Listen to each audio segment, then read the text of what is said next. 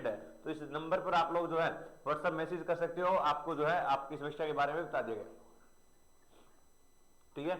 अगर दोस्तों आपको कोई भी क्लास नोट चाहिए, जैसे जीके के है, रीजनिंग के है, इंग्लिश के है और जीके स्पेशल, दोस्तों जीएस स्पेशल, आजकल हर एग्जाम के अंदर जीएस की वेटेज बहुत ज्यादा बढ़ा दी गई है, और जीएस के अगर आपको नोट चाहिए दोस्तों, तो आप लोग जो है दिए गए नंबर के ऊपर कॉल कर सकते हो, यहां पर आपको जो है नोट्स मिल जाएगा, या आप लोग यहाँ पर मैसेज कर सकते हो, कोई भी चीज हो आपको हर एक चीज के नोट्स जो है यहाँ पर मिलने वाले हैं। अगर आपको फ्री वाले नोट्स भी चाहिए तब भी दोस्तों आप लोग यहाँ पर क्या कर सकते हो, मैसेज कर सकते हो। चलिए आगाज करते हैं आज के अपने जबरदस्त सेशन का, धुआंधार सेशन का, जिसमें दोस्तों हम पढ़ रहे थे इतिहास के बारे में। पहला क्वेश्चन देखिएगा आज का क्या कहता है कि राजा आम्बी जो है वो कहाँ के शासक हुआ करते थे। किसकी बात आई है, राजा आम्बी की। बेटा अगर मैं बात करता हूं सिकंदर के आक्रमण की, आपने सुना होगा सिकंदर का आक्रमण, और इस सिकंदर द महान के द्वारा जो आक्रमण किया गया था, इसी सिकंदर महान ने भारत के अंदर एंट्री ली थी, कौन से दर्रे से, खैबर दर्रे से। सर ये व्यक्ति जो है ये खैबर दर्रे का प्रयोग करते हुए भारत देश के अंदर आया था, और दोस्तों याद रखिएगा ये सिकंदर जब भारत आया था तो वो 326 ईसी के अंदर भारत आएगा। सर 326 बीसी में जब ये भारत आया तो इसने सबसे पहला अटैक अपना तक्षशिला पर किया था। कहां पर किया था, तक्षशिला पर अपना अटैक किया, और इसी तक्षशिला का जो शासक हुआ करता था इसी का नाम था आम्बी। क्या नाम था, आम्बी दोस्तों। तो आपको याद क्या रखना पड़ेगा, इसने पूछा है आम्बी जो है कहां का राजा था, तो सर आम्बी तो तक्षशिला का राजा हुआ करेगा। और दोस्तों अगर हम बात करते हैं तक्षशिला की, तो आप सभी जानते हो सर तक्षशिला जो है ये कहां पे पड़ता है, ये पाकिस्तान के अंदर पड़ता है। और दोस्तों विश्व का सबसे प्राचीनतम विश्वविद्यालय भी आपसे पूछ लिया जाए, विश्व का सबसे प्राचीनतम विश्वविद्यालय कौन सा है,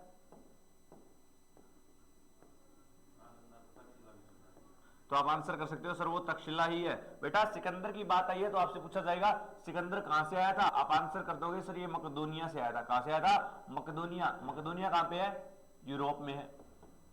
और अगर आपसे पूछ ले सिकंदर द महान के गुरु का नाम क्या था, तो सिकंदर द महान के गुरु का नाम था अरस्तु, जिन्हें इंग्लिश में अरिस्टोटल भी कहा जाता है। अरस्तु इनके क्या हुआ करते थे, गुरु हुआ करते थे। और सिकंदर दोस्तों याद रखिएगा पूछा जा सकता है, बताइए सिकंदर की मृत्यु कब हुई थी। तो बेटा मृत्यु की अगर मैं बात करता हूं तो आप आंसर करेंगे सर सिकंदर की मृत्यु 323 बीसी के अंदर हुई, और 323 बीसी में इसकी जो मृत्यु थी वो कहां पर हुई थी, सिकंदरिया में हुई थी। कहां पर है, सिकंदरिया में हुई बेटा। और एक मिनट, मृत्यु की बात हुई बेटा, तो इसकी मृत्यु जो है वो बेबीलोन में हुई थी, सिकंदरिया में तो इसे दफनाया गया था। अगर आपसे पूछे इसे दफनाया कहां पर गया, तब मेरे बच्चे आप लोग आंसर कर दोगे सर इसे दफनाया गया था सिकंदरिया। और ये कहां पे है, ये अफ्रीका में बेटा, ये कहां पे है, सिकंदरिया अफ्रीका के अंदर इसे दफनाया गया। बेबीलोन में एशिया वाले में इसकी क्या हुई थी, डेथ हुई थी। चलिए कन्नौज का नाम आया बेटा, तो कन्नौज जो है ये यमुना नदी के किनारे बसा हुआ आपका एक शहर है, और इसी कन्नौज को क्या कहा जाता है, सर इसे कहा जाता है खुशबुओं का शहर। कन्नौज को क्या कहा जाएगा दोस्तों, खुशबुओं का शहर कहा जाएगा, खुशबुओं का शहर। उज्जैन किस नदी के किनारे बसा हुआ है, शिप्रा नदी के किनारे बसा हुआ है। और अयोध्या दोस्तों सरयू नदी के किनारे बसा हुआ है। कौन सी नदी के किनारे, सरयू नदी के किनारे बसा हुआ है। चलिए नेक्स्ट क्वेश्चन ये रहा स्क्रीन पर, निम्न में से कौन सा 16 महाजनपदों में नहीं हुआ करता था। बेटा बात आई है यहाँ पे 16 महाजनपदों की। सबसे पहले समझते हैं कि सर ये 16 महाजनपद क्या हुआ करते थे। दोस्तों भारत जो देश है इसके 16 टुकड़े हुआ करते थे, जिन्हें 16 महाजनपद कहा गया। और इन्हीं महाजनपदों की अगर मैं बात करता हूं तो इनके बारे में जानकारी हमें कहां से मिलती है, तो सर इसके बारे में जानकारी दो जगह से मिली। एक तो हमें बौद्ध धर्म के ग्रंथों से मिली, और दूसरी हमें जैन ग्रंथों से मिली। बौद्ध ग्रंथ कौन कौन से, अंगुत्तर निकाय,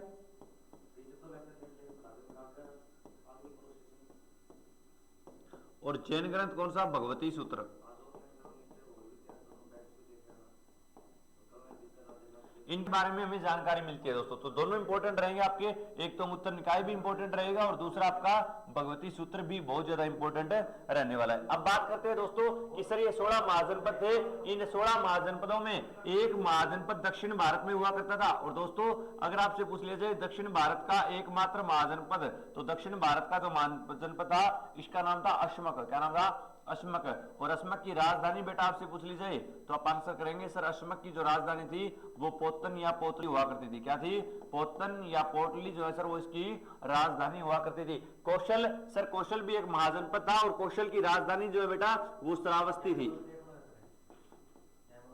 कौन सी, श्रावस्ती हुआ करती थी। फिर बेटा अंग की मैं बात करूं तो अंग की तो चंपा हुआ करती थी, चंपा नगरी जिसे आप लोग बोलते हो। कुरु महाजनपद की अगर मैं बात करता हूं तो कुरु महाजनपद की राजधानी कौन सी थी? इंद्रप्रस्थ थी बेटा। कौन सी थी? इंद्रप्रस्थ। तो सर ये तीनों महाजनपद थे, इनकी राजधानियां थी। तो सर कामरूप जो है वो महाजनपद नहीं था। ऑप्शन डी बेटा आपका राइट आंसर हो जाएगा। कौन सा ऑप्शन? ऑप्शन डी आप सभी का राइट आंसर हो जाएगा। क्या पढ़ा? 16 महाजनपद। जानकारी बौद्ध धर्म से मिली, जैन धर्म से मिली। बौद्ध धर्म में कौन सा ग्रंथ? अंगुत्तर निकाय। जैन धर्म का भगवती सूत्र। दोनों जानकारी देते हैं। दक्षिण भारत का एकमात्र महाजनपद अश्मक। अश्मक की राजधानी पोतन या पोटली हुआ करती थी। जुखाम ले बेटा। चलिए फिर कौशल। कौशल की राजधानी पूछे, श्रावस्ती हो जाएगी। और दोस्तों ये श्रावस्ती वही है जहां पर महात्मा बुद्ध ने सर्वाधिक उपदेश देने का काम किया। अंग की राजधानी चंपा थी। कुरु, कुरु महाजनपद दिल्ली वाले एरिया में, मेरठ और हरियाणा के कुरुक्षेत्र वाला एरिया जिसकी राजधानी इंद्रप्रस्थ, जिसे आज दिल्ली के नाम से आप सभी जानते हो जी। प्रणाम भाई, गुड इवनिंग सभी प्यारे विद्यार्थियों को जो बाद में जुड़े, सभी का तहे दिल से इस्तकबाल है, हार्दिक स्वागत है दोस्तों। चलिए अगला क्वेश्चन ये रहा स्क्रीन पर। महापद्मनंद ने खालिस्तान के राज्य पर शासन किया था। बेटा महापद्मनंद का नाम आया तो सबसे पहले आपको ये याद रखना पड़ेगा कि सर महापद्मनंद जो है किस वंश का हुआ करता था? सर यही व्यक्ति कहलाता है नंद वंश का संस्थापक।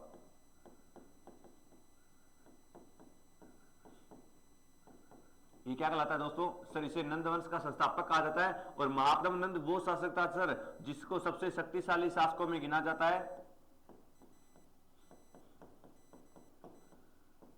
और सबसे शक्तिशाली शासकों में आपका हुआ करता था महापद्मनंद। और महापद्मनंद की अगर बात करता हूं दोस्तों, इसी के द्वारा कलिंग पर आक्रमण किया गया। सर इसने भी कलिंग पर आक्रमण किया था और इसी के द्वारा बेटा वहां पर नहरों का भी निर्माण करवाया गया था। इसने कलिंग पर अटैक करके वहां पर नहरों का निर्माण करवाया था बेटा। और याद रखिएगा इसी महापद्मनंद के 8 बेटे हुआ करते थे और 8 बेटों में इसका 8वां जो बेटा होगा, 8th नंबर जिसका आएगा, उसी का नाम गणानंद था। क्या नाम था? गणानंद हुआ करता था। ये आपको याद रखना है। और ये किस साम्राज्य का था? सर महापद्मनंद जो है ये मगध साम्राज्य में हुआ करता था। कहां पर अटैक करेगा? सर ये मगध में राज करेगा। और मगध की बात करूं बेटा तो मगध सबसे शक्तिशाली राज रहा था और इसकी 3 राजधानियां रही थी। पहली राजगिरी या गिरिविजय, दूसरी वैशाली दोस्तों, और तीसरी राजधानी पाटलिपुत्र। फटाफट कमेंट करके ये बताइएगा पाटलिपुत्र किसने बसाया था? बताइएगा पाटलिपुत्र किसने बसाया था दोस्तों? फटाफट आंसर करेंगे। ऑप्शन डी यहाँ पे बेटा क्या हो जाएगा? राइट आंसर हो जाएगा ऑप्शन डी। और गणानंद का नाम आया है तो याद रखिएगा इसी गणानंद के समय में सिकंदर का आक्रमण हुआ था। तो आपसे ये पूछा जा सकता है, बताइए जब सिकंदर ने आक्रमण किया था तो उस समय भारत में मगध में कौन शासक हुआ करता था? तो सर ये धनानंद हुआ करता था। और धनानंद को मारा किसने था? तो सर इसकी जो मृत्यु होगी वो चंद्रगुप्त मौर्य के हाथों से होगी। इसकी मृत्यु कैसे हुई थी? चंद्रगुप्त मौर्य के हाथों से हुई थी। चलिए अगला क्वेश्चन ये रहा, जनपद काल के दौरान विश्व शब्द का क्या अर्थ हुआ करता था?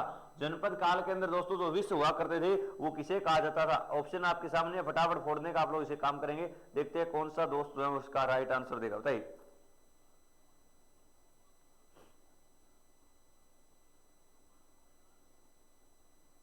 फटाफट आंसर करेंगे दोस्तों। इसका आंसर क्या हो जाएगा?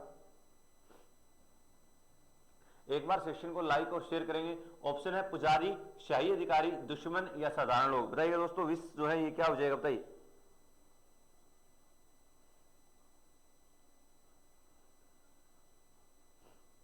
चल बात करते हैं बेटा विश्व की। तो विश्व जो है सर वो साधारण लोग हुआ करते थे और इन्हीं साधारण लोगों को क्या कहा गया? विश्व कहा गया था। तो याद रखिए ये विश्व बेटा गलत लिखा हुआ वैसे तो, टाइपिंग में एरर है, इसको विश्व ऐसे लिखा जाना था विश्व। ये विश्व तो जहर हो गया कि सनम के होठों से लगाकर हमने जहर का प्याला पी लिया। तो बेटा ये विश्व जहर वाला है लेकिन इसको इस तरह लिखना था, टाइपिंग मिस्टेक थी। चलिए नेक्स्ट क्वेश्चन ये रहा दोस्तों, गांधार कला विश्वविद्यालय डैश कला से प्रभावित हुआ करता। गांधार कला बेटा मूर्ति बनाने की कलाओं की अगर हम बात करते हैं तो मूर्ति बनाने की जो कलाएं आई थी वो 2 तरह की से आई थी। एक तो आपको मैंने पढ़ाई थी मथुरा शैली, एक सौ कौन सी पढ़ाई थी? मथुरा शैली पढ़ी थी। और दूसरी कौन सी? गांधार शैली हुआ करती थी। तो आपको ये बताना है दोस्तों कि ये जो है किस चीज से प्रभावित थे? चीनी और जापानियों से? बिल्कुल नहीं सर। फारसी और तुर्कियों से? बिल्कुल नहीं। कोरियाई और ये तो थे ही नहीं सर। तो सर वो बात आती है जब भी हम ग्रीक वर्ड यूज करते हैं तो ग्रीक और रोमन। ऑप्शन पे डी आपका यहाँ पे क्या हो जाएगा? Right answer. कौन सा ऑप्शन? ऑप्शन डी दोस्तों आपका राइट आंसर हो जाएगा। ठीक है दोस्तों। अगर मैं मूर्तियों की मैं बात कर लूं, गांधार शैली का नाम आया है तो आपसे ये पूछा जा सकता है, बताइए गांधार शैली की जो मूर्तियां हैं वो कौन कौन सी हैं, या अगर मैं बात करूं इसमें कौन सी चीजों की चित्रकारी की गई है, तो बेटा आपने एक नाम सुना होगा, अजंता और एलोरा की गुफाएं, सुना है? अजंता व एलोरा की गुफाएं, 20 रुपए का नोट देख लो उस पर दिख जाएगी, अजंता व एलोरा की गुफाएं जो है, और इन्हीं के अंदर जो चित्रकारी की गई है वो सारी की सारी गांधार शैली पर ही की गई है। कौन सी शैली पर की गई है? गांधार शैली पर। और अजंता और एलोरा की गुफाएं कहां पे हैं? महाराष्ट्र में है बेटा। कहां पे है सर? ये जो है ये महाराष्ट्र के अंदर है। कितने के नोट पर होती है सर? ये तो होती है 20 रुपए के नोट पर। कितने के नोट पर होती है बेटा? ये सर 20 रुपए के नोट पर होती है। दोस्तों जो भी चीजें हम पढ़ रहे हैं इनकी पीडीएफ आपको हमारे टेलीग्राम पर मिल जाएगी, जिसका नाम है एक चाणक्य विद्यापीठ, लिंक आपको डिस्क्रिप्शन में दिया जा चुका है। ऐप पे भी आपको पीडीएफ मिलेगी, उसका लिंक भी आपको ऑलरेडी डिस्क्रिप्शन में दिया जा चुका है। चलिए अगला क्वेश्चन ये रहा स्क्रीन पर, महाजनपदों के युग के दौरान उज्जैन की राजधानी कौन सी हुआ करती थी? बेटा 16 महाजनपद है, 16 महाजनपदों की राजधानी आपसे पूछी जाएगी तो वो आपको याद करवाई थी, वो आपको कवर करनी है बेटा। अब महाजनपदों के अंदर इसने बात की है उज्जैन है। उज्जैन जो है ये मध्य प्रदेश में शिप्रा नदी के किनारे बसा हुआ एक शहर है बेटा। और उज्जैन की जो राजधानी हुआ करती थी वो कौन सी थी सर? उज्जैन की राजधानी अवंती हुआ करती थी। कौन सी थी दोस्तों? अवंती हुआ करती थी। किस ऑप्शन में अवंती दिया गया है? ऑप्शन ए में सर अवंती दिया गया है। अभी बेटा मैंने आपको क्या बताया था? मगध की राजधानी मैंने बताया था, लास्ट राजधानी मगध की पाटलिपुत्र बनी थी, और पाटलिपुत्र जो है ये उदयन ने बसाया था। अगर आपसे पूछ ले पाटलिपुत्र शहर को किसने बसाया था, आप आंसर करेंगे सर ये शहर उदयन के द्वारा बसाया गया। सर ये उदयन कौन है? ये अजातशत्रु का बेटा है। और पाटलिपुत्र शहर जो है ये बेटा गंगा और सोन नदी का जहां पर संगम होता है वहां पर बसाया गया था। तो गंगा और सोन नदी के संगम के ऊपर जो बसाया गया था वो आपका पाटलिपुत्र था। पाटलिपुत्र से पहले इसका पुराना नाम क्या था? तो पाटलिपुत्र का पुराना नाम हुआ करता था सर कुसुमपुरा। क्या नाम था? कुसुमपुरा हुआ करता था। लेकिन बेटा आपसे पूछ ले पाटलिपुत्र का वर्तमान में नाम पटना किसने दिया? तो सर इसका पटना नाम शेरशाह सूरी ने किया था। और दोस्तों ये पटना जो है वर्तमान में बिहार राज्य की राजधानी है, ये आपको याद रखना है। कौशल की राजधानी अभी मैंने आपको बताई हुई थी सर, कौशल की राजधानी श्रावस्ती हुआ करती थी। और इसी श्रावस्ती के अंदर महात्मा बुद्ध के द्वारा या गौतम बुद्ध के द्वारा सबसे ज्यादा उपदेश मेरे बच्चे दिए गए थे। अब आप लोग मुझे कमेंट करके ये बताएंगे पांचाल की राजधानी कौन सी होती है? बताइए पांचाल की राजधानी प्यारे बच्चे कौन सी हो जाएगी? कहा जाता है कि मगध के निम्न शासकों में से किसने वज्जियों को हराने के लिए बुद्ध से सलाह लेने के लिए अपने वासकार नामक मंत्री को भेजा था? शिशुनाग, बिंदुसार, बिंबिसार या अजातशत्रु? फटाफट फोड़ेंगे दोस्तों। इस क्वेश्चन का जो आंसर होगा वो क्या हो जाएगा? बताइएगा कौन सा होगा?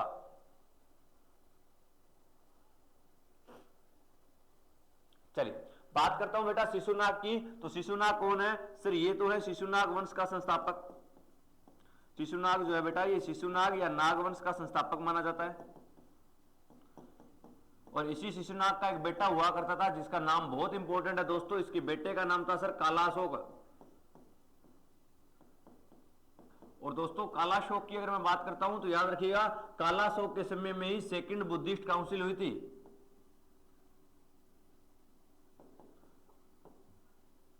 और सेकंड बुद्धिस्ट काउंसिल हुई थी आपकी 383 में। ठीक है।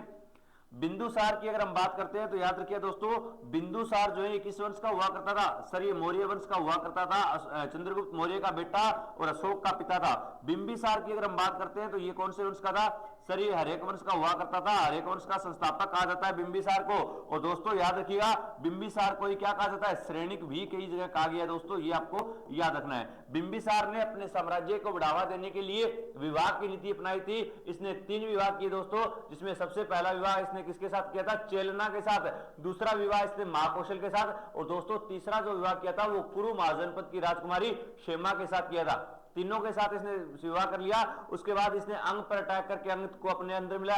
दहेज में इसे क्या मिला था? काशी मिला हुआ था बेटा, ये आपको याद रखना है। और इसी ने ही एक बार क्या हुआ कि सर अवंती के जो राजकुमार थे उनको पीलिया बीमारी हो गई, जिनका नाम चंड प्रदोष था। तो वहां पर अपने राजवेद जीवक को भेजकर भी उनके साथ दोस्ती करने का काम किया था। बचा कौन सा? ऑप्शन डी बच गया सर अजातशत्रु। और बेटा अजातशत्रु से सबसे ज्यादा इंपॉर्टेंट बातें पूछेगा। जैसे आपसे पूछा जाएगा क्या? बताइए अजातशत्रु के समय क्या हुई थी सर? अजातशत्रु के समय ही फर्स्ट बुद्धिस्ट काउंसिल हुई थी। और फर्स्ट बुद्धिस्ट काउंसिल 483 बीसी के अंदर हुई बेटा। और इसी की अगर हम बात करते हैं तो इसमें दो पिटक जोड़े गए। एक पिटक का नाम था सूत पिटक जो आनंद के द्वारा लिखा गया, और दूसरा था विनय पिटक, और विनय पिटक उपाली के द्वारा लिखा गया बेटा।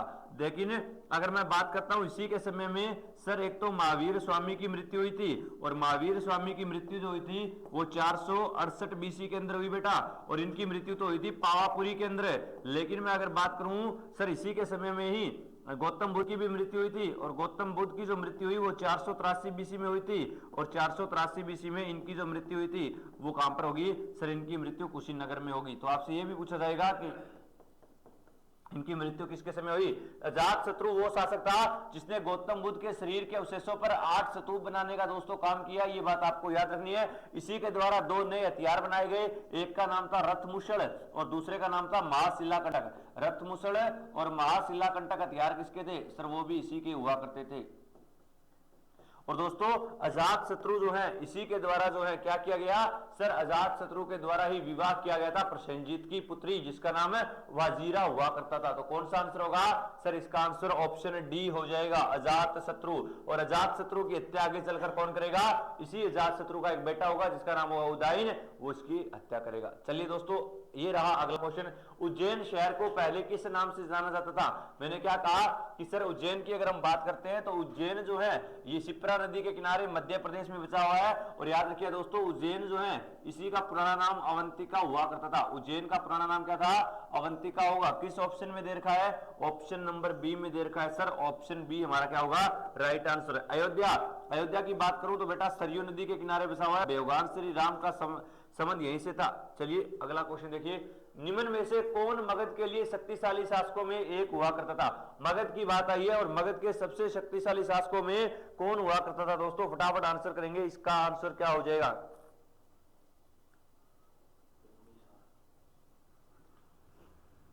चलिए अगर मैं बात करता हूं राजा भोज की तो बेटा इन्हीं को महिर भोज कहा जाता है। ये किस वंश के थे सर, ये गुर्जर प्रतिहार वंश के सबसे महान शासक थे बेटा। गुर्जर प्रतिहार वंश जो है जिसकी स्थापना नागभट्ट ने की थी उसका सबसे शक्तिशाली था।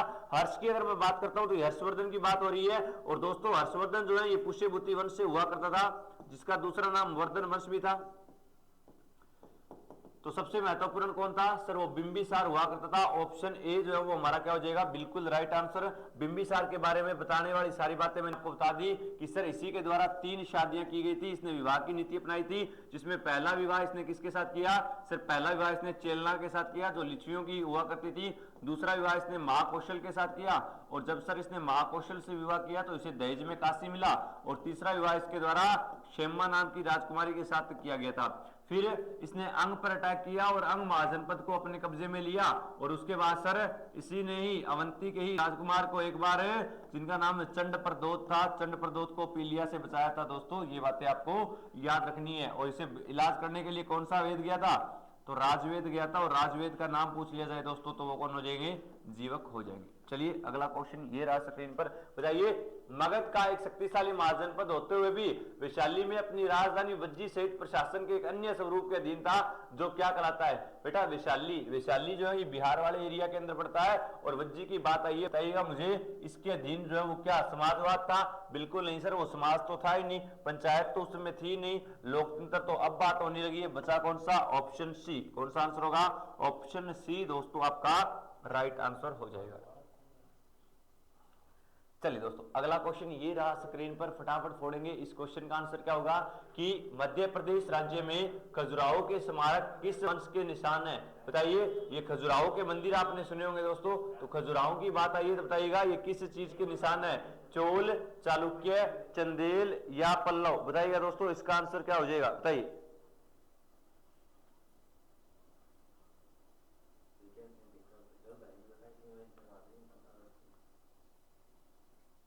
भरमार आने वाली ये वैकेंसी होगी दोस्तों, भरमार। इस 2023 के लास्ट तक और 2024 के मई तक इतनी सारी वैकेंसी आनी है कि हमें तो एक वैकेंसी चाहिए, एक पे हमारा सिलेक्शन तय है। ठीक है, बहुत सारी वैकेंसी आपकी आने वाली है, निश्चित रहिए आप लोग। चलिए बताइएगा इस क्वेश्चन का जो है आंसर प्यारे बच्चे क्या होगा।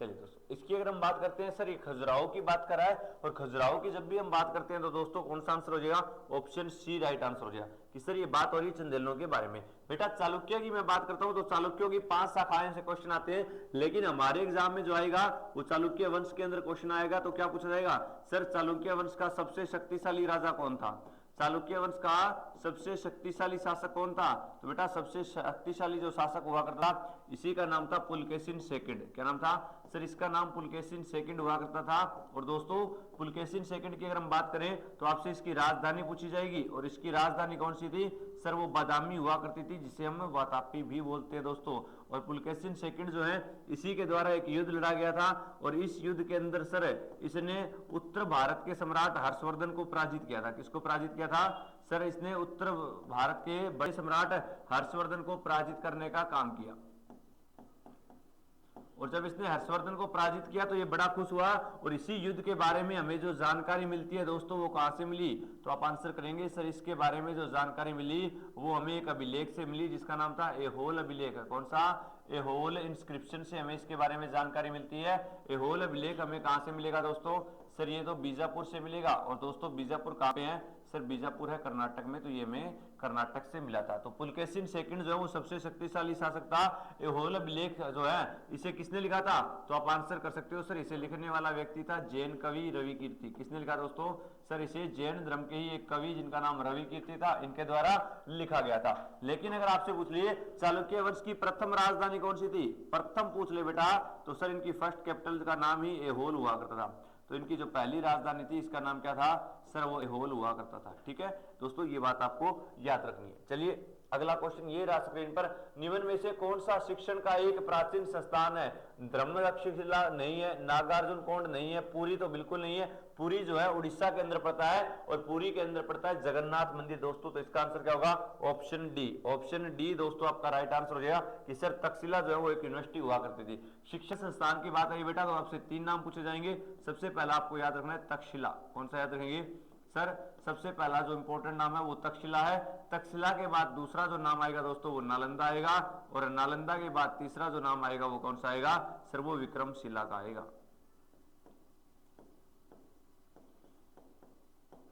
सर ये पाकिस्तान के अंदर है, ये दोस्तों बिहार में है दोनों।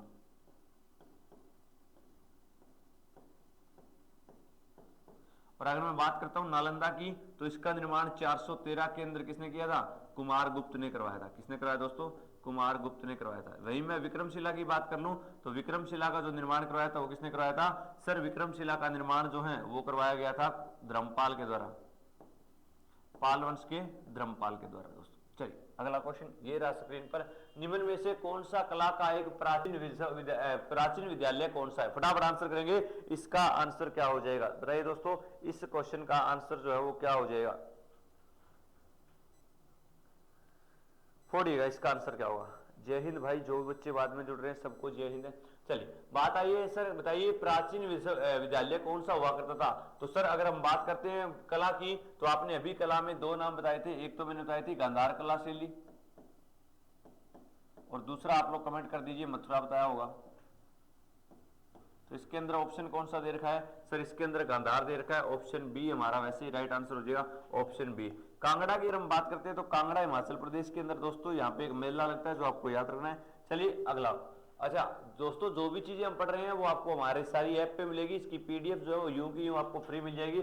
तो आप हमारे ऐप को जरूर डाउनलोड करें दोस्तों, जिसका नाम है एक चाणक्य, लिंक डिस्क्रिप्शन में आपको दे दिया गया है, वहां से जाके आप लोग इस चीज को ले सकते हो। उसके अलावा पीडीएफ आपको टेलीग्राम पर भी मिलेगी, और टेलीग्राम का नाम है एक चाणक्य विद्यापीठ, उसका लिंक भी डिस्क्रिप्शन में दिया गया है। डिस्क्रिप्शन में ही आपको व्हाट्सअप नंबर दिया गया है, अगर आपको किसी प्रकार की कोई दिक्कत आती है दोस्तों आप वहां पे मिस कॉल दे सकते हो, आप लोग वहां पे कॉल कर सकते हो, आप मैसेज भी छोड़ सकते हो, आपकी सारी समस्याओं का निवारण वहां पर किया जाएगा। चलिए अगले क्वेश्चन की ओर, निम्न में से कौन सा एक प्राचीन भारतीय कला विश्वविद्यालय बताइएगा दोस्तों, कौन सा है,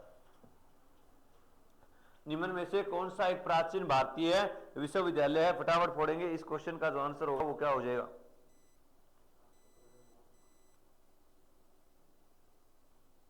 तो आंसर क्या होगा, ऑप्शन डी आंसर हो जाएगा कि सर उपरोक्त सभी। क्योंकि बेटा अमरावती की अगर मैं बात कर लूं तो, चाहे गांधार की बात कर लूं तो, चाहे मथुरा की बात कर लूं, ये तीनों की तीनों चीजें हुआ करती थी, उपरोक्त सभी इसका राइट आंसर। 16 माने जाने महाजनपदों में सबसे महत्वपूर्ण महाजनपद कौन सा था? मगध, कौशल, वत्स या अंग?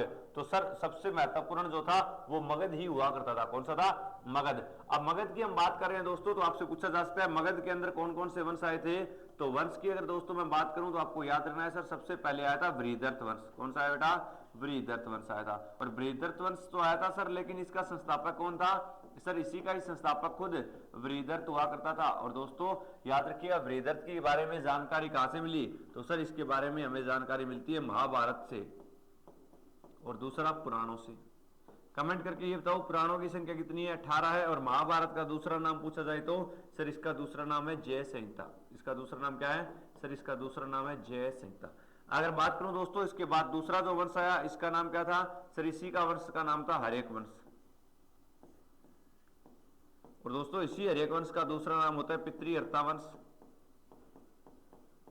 और पितृहर्ता वंश की अगर हम बात करें तो इसका संस्थापक किसे माना गया? बिंबिसार को माना गया। किसको माना गया? बिंबिसार। दोस्तों तीसरा जो वंश आएगा हमारा यहाँ पे उसका नाम होगा शिशुनाग। और शिशुनाग वंश का संस्थापक खुद शिशुनाग ही होगा। इसके बाद अगला जो वंश है वो आया नंद वंश। और नंद वंश के संस्थापक कौन माने जाते हैं? महापद्म नंद माने जाते हैं। इंपॉर्टेंट बातें दोस्तों एग्जामिनर आपसे पूछेगा। और लास्ट जो वंश आया सर वो मौर्य वंश आया। और मौर्य वंश के संस्थापक खुद चंद्रगुप्त मौर्य हैं। कोई दिक्कत है तक को? तो ये बातें इंपॉर्टेंट है दोस्तों, आपको याद रखनी है कि सर इसके अंदर ये वंश आए थे जिसमें आपको पहले से लेकर लास्ट तक दोस्तों एक एक बात मैंने बता दी है। इन बातों को आपको कवर कर लेना है। चलिए नेक्स्ट क्वेश्चन ये रहा दोस्तों स्क्रीन पर, सांची का स्तूप किसके द्वारा जो है बनाया गया था? बताइए सांची का स्तूप किस राजवंश के दौरान जो है दोस्तों बनाया गया था? फटाफट आंसर करेंगे। सांची का स्तूप जो है ये किसके दौरान बनाया गया था?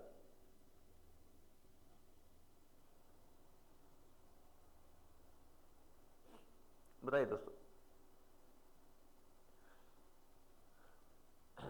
मगध, अच्छा राजवंश बेटा यहाँ पे गलत लिखा है।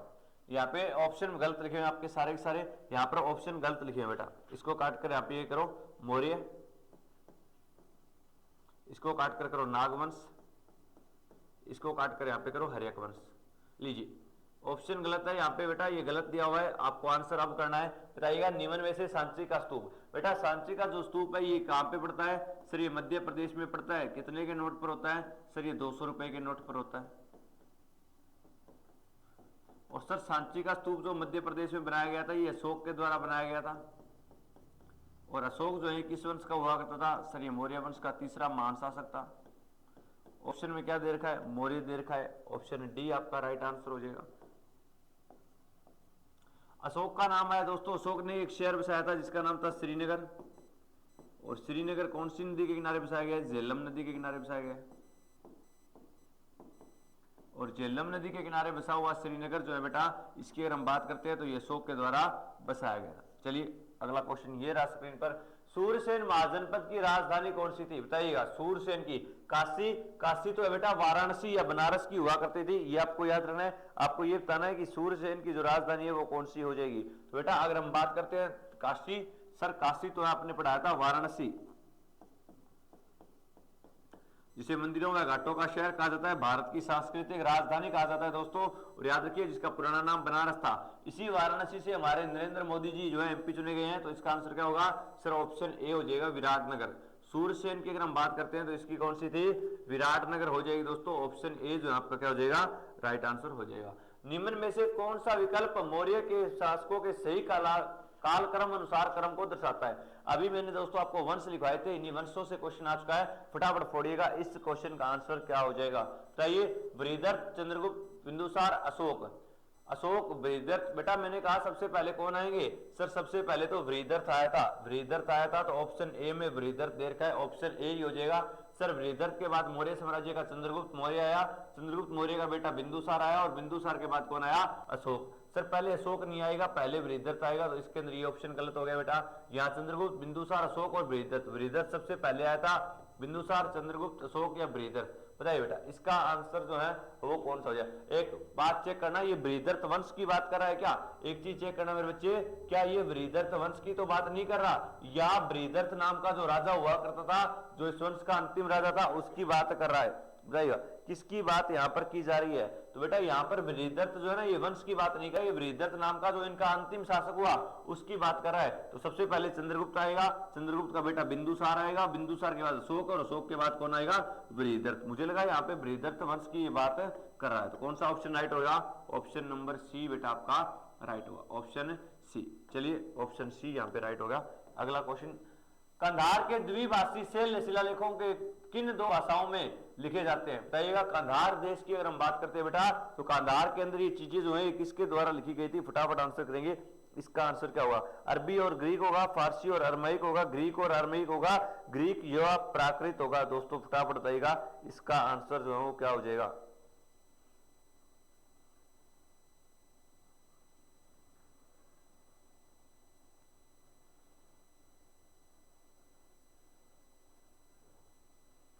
चलिए तो इसकी अगर हम बात करते हैं दोस्तों, ये बात आई है किसकी? ग्रीक की, और ग्रीक और आर्मेइक है। ये ऑप्शन बी राइट आंसर हो जाएगा कि सर ग्रीक और आर्मेइक जो है वो बिल्कुल राइट आंसर होगा। तो ऑप्शन बी दोस्तों आपका राइट आंसर हो जाएगा। चलिए, देश साम्राज्य पहला अखिल भारतीय साम्राज्य था जिसके शासन क्षेत्र में अधिकांश वर्तमान भारतीय उपमहाद्वीप आते थे। सर चोल नहीं हो सकते, कुषाणों में कनिष्क और बाद में आएंगे ये नहीं थे। तो कौन सा बच गया? ऑप्शन सी बच गया, मौर्य। और दोस्तों मौर्य साम्राज्य की अगर हम बात करते हैं तो मौर्य साम्राज्य के फाउंडर आपसे पूछा जाएगा, और मौर्य साम्राज्य के फाउंडर जो है वो चंद्रगुप्त मौर्य हैं।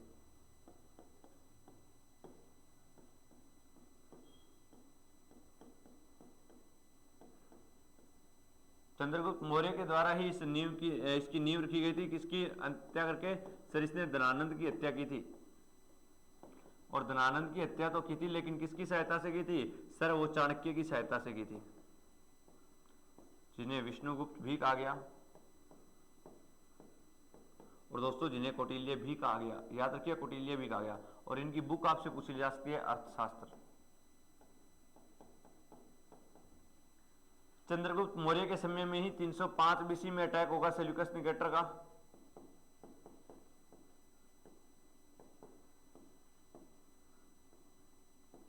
और जब सेल्यूकस निकेटर का अटैक हुआ तो सर इसने भारत में आकर हार का सामना करना पड़ा, और एक संधि के तहत इसे 4 शहर दिए गए, और 4 शहरों में एक काबुल था, दूसरा कंधार था, तीसरा दोस्तों हेरात था, जेड्रोसिया। 4 शहर दिए गए। दूसरा इस संधि के तहत से अपनी बेटी का विवाह किया, और बेटी का ही नाम था कार्नेलिया, जिसे प्यार से हेलेना भी कहा गया, हेलेना। और इसी बात से खुश होकर इसने सेल्यूकस निकेटर को 500 हाथी भी उपहार दिए थे। चलिए अगला क्वेश्चन देखिए, 6वीं शताब्दी ईसा पूर्व में पंच चिन्हित सिक्के चांदी और निमन में से किस धातु से बने हुए थे? दोस्तों ये सिक्के जो है किस चीज से बने होंगे? फटाफट कमेंट करके आप लोग बताइएगा। एक बार सेशन को लाइक और सेशन को शेयर जरूर करें दोस्तों।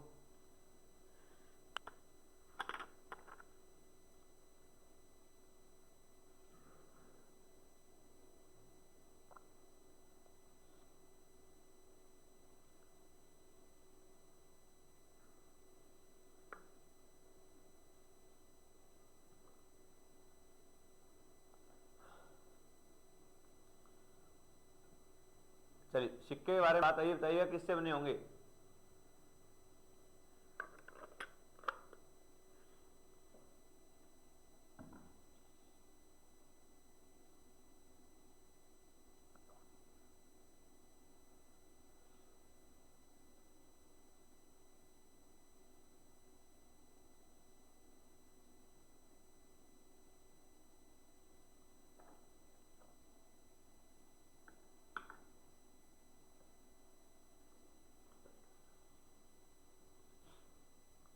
तो सर ये जो सिक्के बनेंगे ये तांबे के बनाए जाएंगे। ऑप्शन दोस्तों कौन सा हो जाएगा? सी राइट आंसर, तांबा। तांबर का मतलब क्या होता है? तांबा।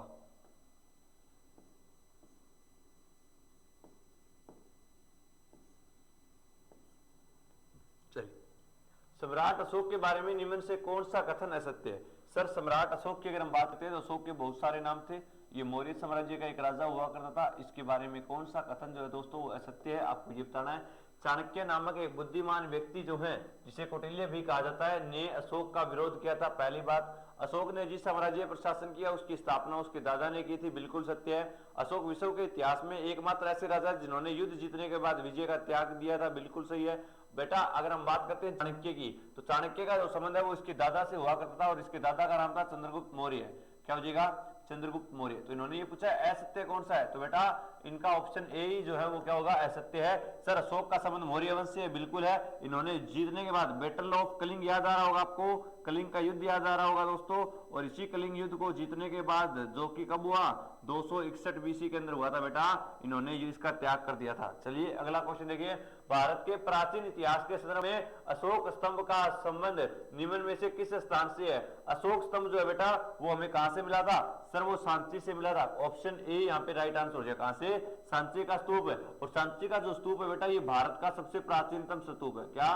भारत का सबसे प्राचीनतम स्तूप।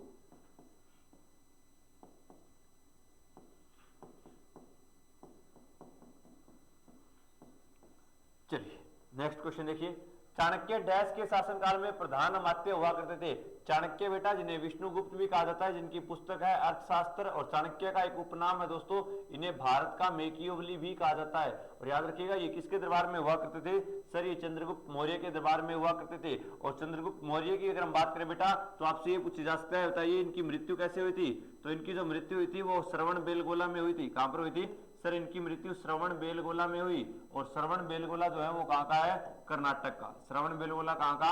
सर ये कर्नाटक का है श्रवण बेलगोला, और श्रवण बेलगोला में इनकी मृत्यु हुई थी संथारा विधि के द्वारा। कैसे? संथारा के द्वारा दोस्तों, ये आपको याद रखना है। हर्षवर्धन जो है इनकी मृत्यु 647 के अंदर हुई थी। इन्हें साहित्यकार सम्राट कहा जाता है, और इनकी रचनाएं बहुत इंपॉर्टेंट है दोस्तों। इनकी रचनाओं की अगर मैं बात करता हूं, सबसे पहली थी नागानंद, बहुत बार एग्जाम में आई है नागानंद। दूसरी रत्नावली दोस्तों, और तीसरी पुस्तक जो है बेटा वो प्रियदर्शिका। ठीक है, ये आपको याद रखनी है। इसी के दरबार में दूसरा चीनी यात्री भारत आया था, और दूसरा चीनी यात्री भारत आया था तो इसका नाम क्या था? सर इसी का नाम था हवेन सांग। हवेन सांग ने पुस्तक कौन सी लिखी थी? सीयू की। इसे क्या कहा गया? इसे यात्रियों का राजकुमार कहा गया दोस्तों।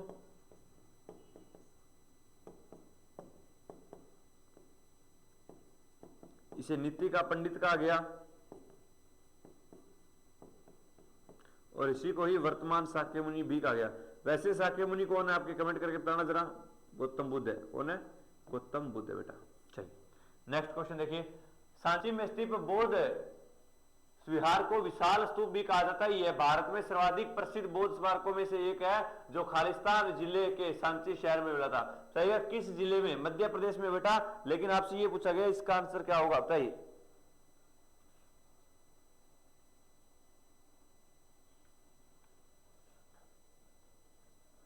जय हिंद भाई, जो भी बच्चा बाद में जुड़ा है सभी को जय हिंद है।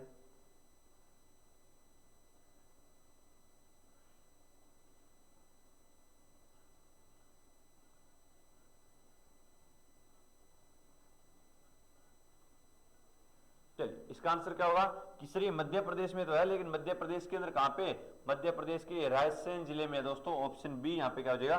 Right answer, option B. चलिए अगला क्वेश्चन, किस महान यात्री ने the great Tang dynasty record on the western क्षेत्र नामक पुस्तक लिखी थी? बहुत ही प्यारा क्वेश्चन है।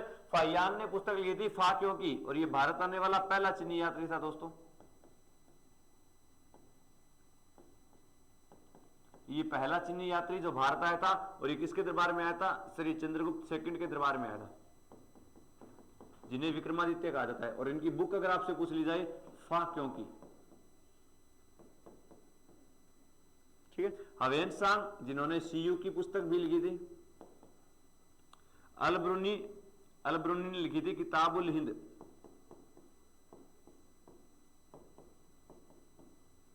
और इसी का दूसरा नाम है तहकीक हिंद। और अलब्रुनी कौन था? सर जो संस्कृत भाषा और पुराणों का अध्ययन करने वाला पहला मुसलमान था। संस्कृत भाषा व पुराणों का अध्ययन करने वाला।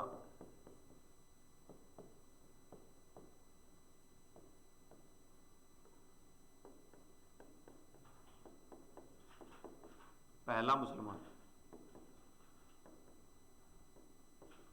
चलिए इसका आंसर क्या होगा, option B. Option B Hiuen Tsang दोस्तों राइट आंसर हो जाएगा। ह्वेनसांग भारत आया था 629 ईस्वी में। 630 से लेकर 634 तक 4 साल नालंदा विश्वविद्यालय में बौद्ध धर्म का अध्ययन किया और उस समय यहाँ के कुलपति हुआ करते थे आचार्य शीलभद्र। ठीक है दोस्तों, और याद रखिए 634 से लेकर 644 तक ये हर्षवर्धन नाम के राजा के दरबार में रहा था। चलिए अगला क्वेश्चन ये रहा स्क्रीन पर, निम्न में से कौन सा कालक्रम में सबसे पहले आता है, गुप्त संवत, शक संवत, हर्षवर्धन या सिकंदर। सर सिकंदर की मृत्यु सबसे पहले आएगी, क्योंकि सिकंदर की मृत्यु 323 बीसी में बेबीलोन में हुई थी, तो यहाँ पे सबसे पहले घटना कौन सी आएगी, सिकंदर। बेटा सिकंदर की बात आई है तो सिकंदर ने भारत में 2 शहर बसाए थे, कौन कौन से शहर बसाए थे बताइए जरा। सर इसी के द्वारा सबसे पहला शहर बसाया गया था बुक्का फेला, क्योंकि इसके घोड़े का नाम क्या था, बुक्का फेला। और दूसरा शहर इसने कौन सा बसाया था, निकैया। और निकैया का मतलब क्या होता है, जीत का शहर। निकैया का मतलब क्या हुआ सर, निकैया का अर्थ होता है जीत का शहर। चलिए दोस्तों ये बात आपको याद रखनी है। अगला क्वेश्चन ये रहा स्क्रीन पर, निम्न में से किस वर्ष में अशोक के कंधार अभिलेखों की खोज मिली थी। अशोक के द्वारा कंधार में जो अभिलेख लिखाए गए थे, इनके बारे में जो हमें जानकारी मिली दोस्तों वो कब मिली थी बताइएगा, किससे हमें इसके बारे में जानकारी मिली थी, फटाफट आंसर करेंगे।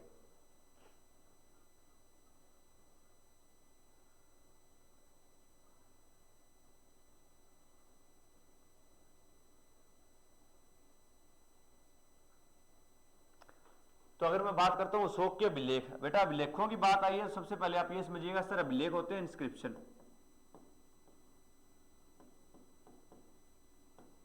या इन्हें एपिक्स भी बोला जाता है। और अभिलेखों का जो अध्ययन होता है वो एपिग्राफी कहलाता है आपका।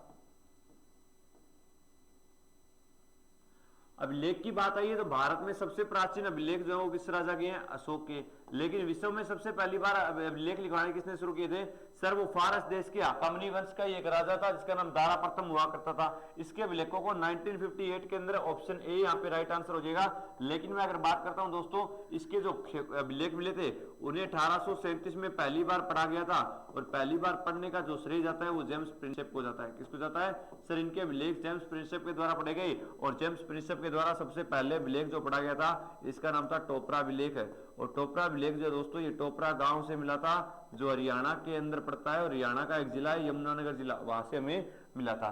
इसके खोज 1760 के आसपास हुई थी बेटा, और 1760 के अंदर टी फेनथेलर नाम के व्यक्ति थे। कौन थे, टी फेनथेलर, इन्हीं के द्वारा जो है इसकी खोज की गई। चलिए अगला क्वेश्चन, निम्न में से कौन सी पुस्तक मेगस्थनीज के द्वारा लिखी गई। बेटा मेगस्थनीज की अगर हम बात करते हैं तो ये किसका राजदूत बनकर आया था, सर ये सेल्यूकस निकेटर का राजदूत बनकर आया था।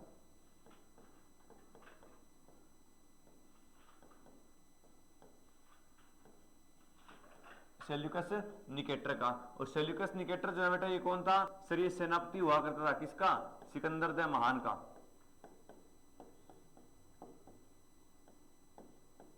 ठीक है, और याद रखिएगा ये राजदूत जब भारत आया था तो इसी के द्वारा एक पुस्तक लिखी गई, और इस पुस्तक का नाम क्या था, इंडिका। ढूंढ लो जिस ऑप्शन में इंडिका मिलेगा वो राइट आंसर हो जाएगा, ऑप्शन डी दे रखा है। अर्थशास्त्र अभी तो बताया था चाणक्य ने लिखी थी। चलिए अगला क्वेश्चन ये रहा स्क्रीन पर, मौर्य वंश ने मगध पर किसके शासनकाल के बाद शासन किया। बेटा अभी मैंने बताया मगध के अंदर जो सबसे पहला वंश आया था उसका नाम था वृहदर्थ वंश। क्या नाम था, वृहदर्थ। उसके बाद कौन सा आया सर, वो हरेक वंश आया। हरेक वंश के बाद कौन सा आया, शिशुनाग वंश आया, जिसे नाग वंश बोलेंगे। नाग के बाद कौन सा आया, नंद आया, और नंद के बाद कौन सा आएगा, मौर्य आएगा। अब बता दो किसके बाद आएंगे, सर ऑप्शन के अंदर नंद कांड ढूंढा, ऑप्शन ए नंद वंश दिया हुआ, यही आपका राइट आंसर होगा। शुंग राजवंश की बात आई है तो इसका संस्थापक पुष्यमित्र शुंग होगा, और पुष्यमित्र शुंग से संबंधित एक व्यक्ति जरूर याद रखिए दोस्तों जिसका नाम था पतंजलि। और पतंजलि से 2 बातें सबसे ज्यादा एग्जाम में आती है, एक तो इसके द्वारा लिखी गई महाभाष्य पुस्तक से, और दूसरा दोस्तों ये योग के प्रतिपादक माने जाते हैं, तो ये बातें बहुत बार एग्जाम में पूछी गई है। चलिए कुषाणों में कनिष्क को याद रख लेंगे बेटा, और कनिष्क की अगर मैं बात करता हूं तो ये आपके कौन से वंश के थे, कुषाण वंश के। ये सबसे महान शासक थे जिनके समय में 4थी बुद्धिस्ट काउंसिल हुई थी पहली सेंचुरी के अंदर, जिसमें बौद्ध धर्म के 2 टुकड़े हुए, एक हीनयान कहलाया और एक महायान कहलाया दोस्तों। तो हीनयान और महायान के बारे में यहां से एग्जामिनर आपसे पूछ सकता है। तो दोस्तों इन बातों को जो है आपको याद रखना है। चलिए नेक्स्ट पॉइंट की ओर बढ़ते हैं। ये रहा नेक्स्ट क्वेश्चन आपका, फोड़ेंगे इस क्वेश्चन को। बताइए मौर्य साम्राज्य में तीर्थ यात्रियों पर लगाए जाने वाले कर का इनमें से नाम क्या हुआ करता था? तीर्थ यात्रियों से जो कर लिया जाएगा उनका नाम क्या था? यात्रा वेतन, अधिका। सर ये तीर्थ यात्री हैं तो यात्रा करेंगे और इनके ऊपर जो कर लगाया जाएगा दोस्तों इसका नाम क्या था? सर इसका नाम भी यात्रा वेतन ही होगा। ऑप्शन ए दोस्तों यहाँ पे क्या हो जाएगा?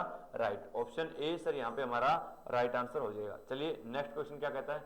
मौर्य साम्राज्य में, अच्छा हो गया, अंतिम मौर्य राज्य की हत्या किसके द्वारा की गई थी? सर मौर्य साम्राज्य का जो अंत हुआ इसके बाद आएगा पुष्यमित्र शुंग, और पुष्यमित्र शुंग जो आएगा सर इसी के द्वारा भारत में रखी जाएगी शुंग वंश की नींव, या यही जो होगा शुंग वंश, ये भारत का पहला ब्राह्मण वंश भी बनेगा।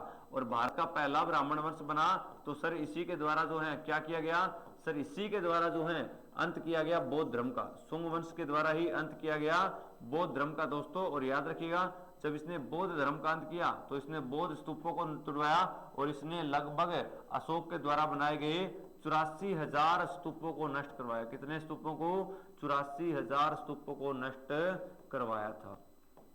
ठीक है दोस्तों, चलिए अगला क्वेश्चन ये रहा स्क्रीन पर। मौर्य प्रशासन में सीमा शुल्क और टोल कलेक्टर को क्या कहा जाता था? अब सीमा शुल्क है, शुल्क अध्यक्ष कहलाएगा, अक्षपटल अध्यक्ष कहलाएगा, नवाध्यक्ष कहलाएगा दोस्तों, या अमात्य कहलाएगा? बताइएगा। आज की क्लास का आखिरी क्वेश्चन आपका दोस्तों, फटाफट बताएंगे इस क्वेश्चन का आंसर जो है वो क्या हो जाएगा। सर बात आई शुल्क की, तो शुल्क लेने वाला क्या कहलाएगा? शुल्क अध्यक्ष कहलाएगा। ऑप्शन ए यहाँ पे क्या हो जाएगा? Right answer. ऑप्शन ए दोस्तों क्या हो जाएगा? आप सभी का राइट आंसर हो जाएगा। दोस्तों हमने सारी की सारी बातें आपकी कवर कर ली है। पीडीएफ जो रहेगी वो आपको हमारे टेलीग्राम पर मिलेगी, और इस टेलीग्राम का लिंक आपको ऑलरेडी हमने डिस्क्रिप्शन में दे दिया गया है। ऐप भी डाउनलोड कर सकते हो, ऐप का भी लिंक आपको डिस्क्रिप्शन के अंदर दिया गया है।